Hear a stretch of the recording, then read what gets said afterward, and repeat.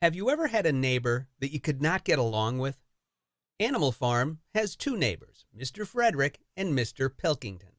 They're very different from one another, and the animals are unsure about which one to trust. In this lesson, we will learn more about Mr. Frederick in Animal Farm by George Orwell. Mr. Frederick is the owner and operator of Pinchfield Farm. He is known as a tough, shrewd man, perpetually involved in lawsuits and with a name for driving hard bargains. Mr. Frederick doesn't get along well with his neighbors, but since both he and Mr. Pilkington feel threatened by the animals' rebellion on Animal Farm, they each spread similar propaganda about the animals on the farm. At first, they tell people that the animals are starving, but when that doesn't happen, they say that the animals there practice cannibalism, tortured one another with red-hot horseshoes, and had their females in common. This was what came of rebelling against the laws of nature. However, both farmers seem anxious to do business with Animal Farm. Napoleon, the dictator of the farm, negotiates the sale of some seasoned timber with both neighbors. Mr. Frederick wants it, but is unwilling to give a fair price for it. Rumors begin circulating that Snowball, a former Animal Farm leader who was exiled by Napoleon, is hiding at one of the two farms, which just serves to complicate matters.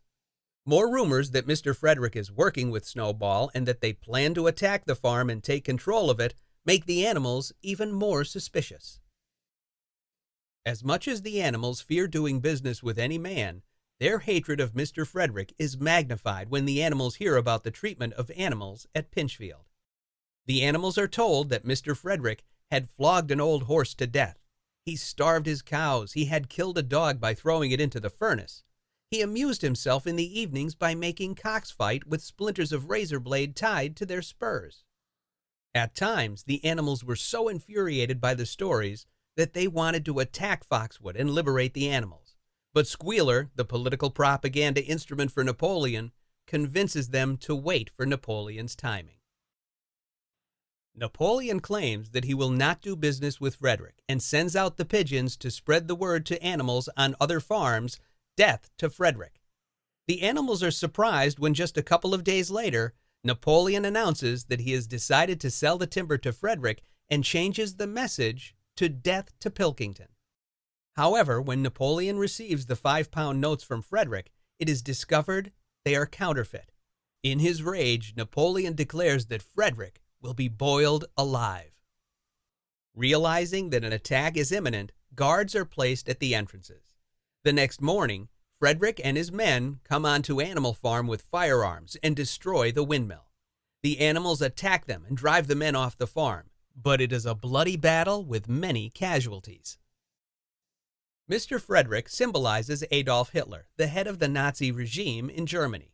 Much of Hitler's power came from spreading propaganda that promoted anti-Semitism by describing Jews as morally depraved and a threat to Germany in the same way that Mr. Frederick spread rumors about Animal Farm.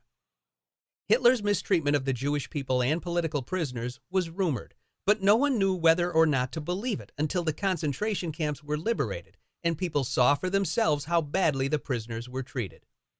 Eventually, Hitler attacked Stalingrad and destroyed industry in the city, similarly to the way Mr. Frederick attacks the windmill. Millions of people are killed in the bloody battle before Hitler retreats in a devastating loss that changed World War II. Mr. Frederick is presented as a man without a soul who tortures and kills for sport.